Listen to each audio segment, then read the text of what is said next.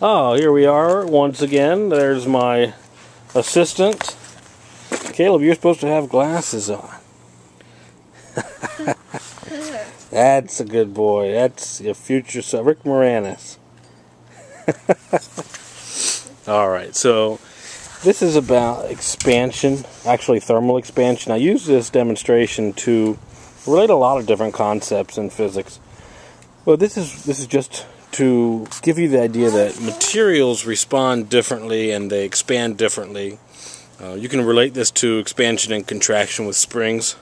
Basic idea is that everything really can be modeled as a spring on a small scale. It just depends on how elastic they are. And solid materials tend to be considered not very elastic at all, relatively inelastic.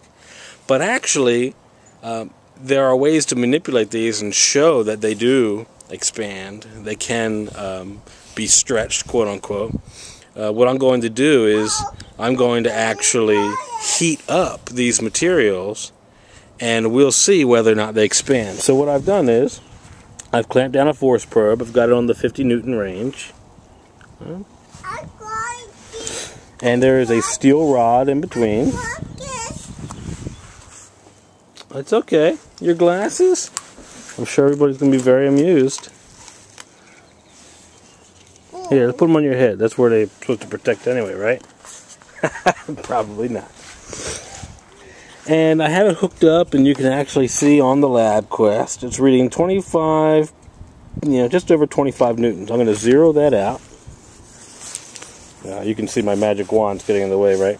This is a wooden dowel rod, comparable length. And what we're actually going to do is we're going to compare the expansions of these. So let me... That's right. That's where most people put them, unfortunately. Zero out the dual range force probe. Alright, now we're reading a 0 Newton range. And what I'm going to do is I'm actually going to have this. Let me tilt this up.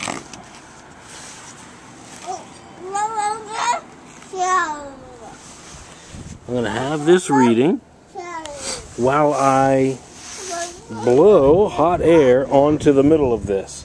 And so the idea again is that this should act like a spring in expansion, right, in stretching, and it should actually press out against both ends, but ultimately we would get a reading from the force probe. So let's try that, and then compare qualitatively a little bit how this would be for the wooden dowel rod.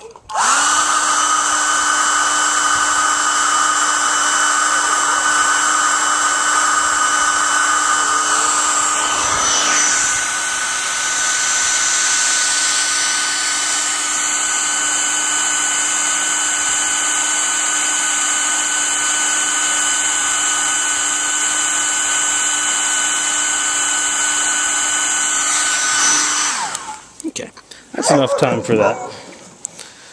Apparently a neighborhood dog doesn't like the sound. You can see it actually hasn't gone down yet. It's going to slowly bleed this off to the environment. If I had a thermal gun, you would see that it had actually heated up. Oh, thank you. I'll use those glasses. All right, now let's replace this. See how quickly I can do it.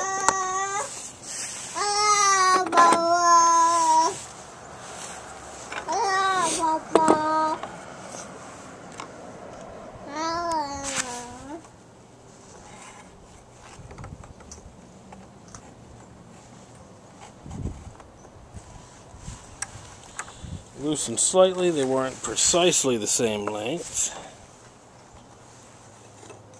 I've got to keep it snug enough that it holds it in there, it doesn't jostle. Okay, so same setup as before, but different material. Let me zero this out.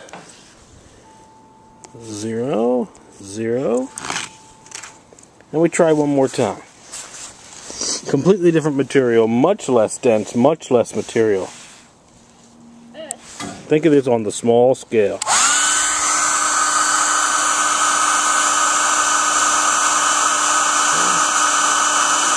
going negative as it should now, because it's pushing back into the force probe.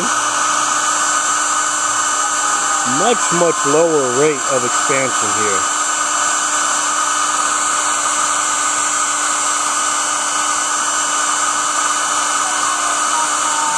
You can actually go backward and you can compare the different force values from before.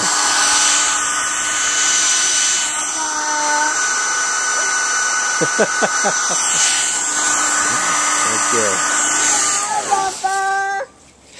Now, an interesting thing about this wood is that it actually begins to contract in on itself because we cook the cellulose. At least that's my theory.